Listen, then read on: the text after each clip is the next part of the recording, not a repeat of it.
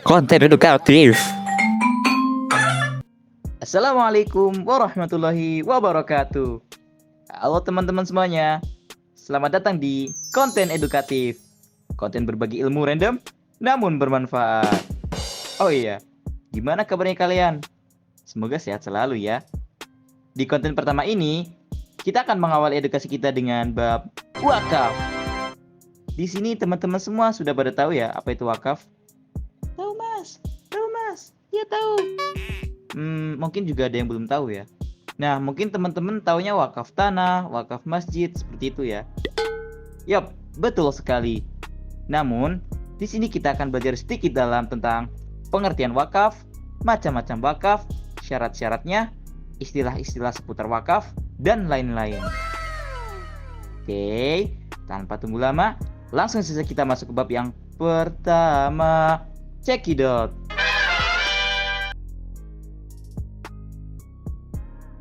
Wakaf secara bahasa berasal dari bahasa Arab, yaitu dari kata al-waqf, yang bisa berarti rodiah atau terkembalikan, at-tahbis atau tertahan, dan at-tasbil atau tertawan. Sedangkan menurut istilah atau fikih, wakaf adalah menahan pokok harta benda wakaf dan menyalurkan manfaatnya atau hasilnya. Kemudian, dalam pasal Undang-Undang Nomor 41 Tahun 2004 tentang wakaf, menjelaskan bahwa wakaf adalah perbuatan hukum wakif untuk memisahkan atau menyerahkan sebagian harta benda miliknya untuk dimanfaatkan selamanya atau untuk jangka waktu tertentu sesuai dengan kepentingannya guna keperluan ibadah dan kesejahteraan umum menurut syariah. Macam-macam wakaf ada 3. Macam yang pertama adalah wakaf berdasarkan tujuan. Wakaf berdasarkan tujuannya dibagi menjadi 3 lagi, yaitu wakaf sosial. Wakaf sosial yaitu wakaf yang bertujuan untuk kepentingan umum dan bukan ditujukan kepada orang-orang tertentu. Kemudian yang kedua, wakaf ahli. Wakaf ini bertujuan untuk memberikan manfaat kepada wakif, keluarganya, keturunannya, dan orang-orang tertentu. Kemudian yang ketiga adalah wakaf gabungan. Wakaf yang ini bertujuan untuk kepentingan umum dan keluarga secara bersamaan. Macam wakaf yang kedua adalah wakaf berdasarkan batasan waktu.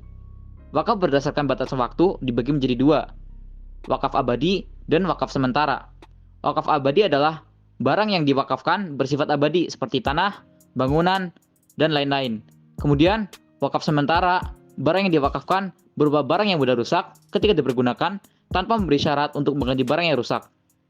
Macam wakaf yang ketiga adalah wakaf berdasarkan penggunaan barangnya. Wakaf berdasarkan penggunaan barangnya dibagi menjadi 2, yaitu wakaf langsung. Wakaf langsung adalah wakaf yang pokok barangnya digunakan untuk mencapai tujuannya, seperti masjid untuk sholat, sekolah untuk kegiatan belajar mengajar, rumah sakit untuk mengobati, dan lain-lain.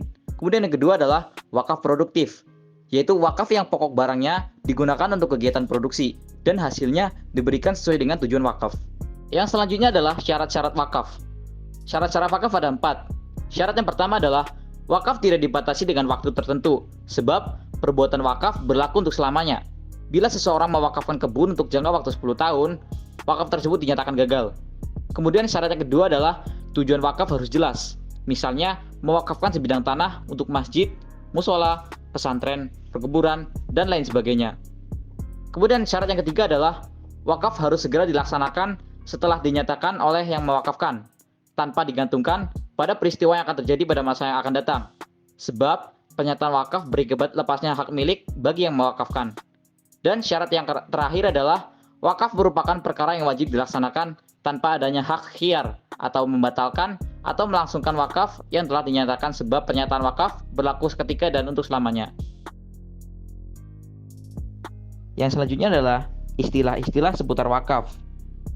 Yang dimaksud dengan istilah di sini adalah unsur-unsur daripada wakaf itu sendiri, yaitu ada 6. Yang pertama, wakif atau orang-orang yang mewakafkan harta benda miliknya. Kemudian ada nazir. Nazir ini pengelola wakaf, bisa perorangan, bisa lembaga. Kemudian ada mauquf. Mauquf itu harta wakaf, harta yang diwakafkan. Kemudian ada mauquf alaih atau tujuan daripada wakaf. Kemudian ada sigot atau akad wakaf, dan ada jangka waktu wakaf.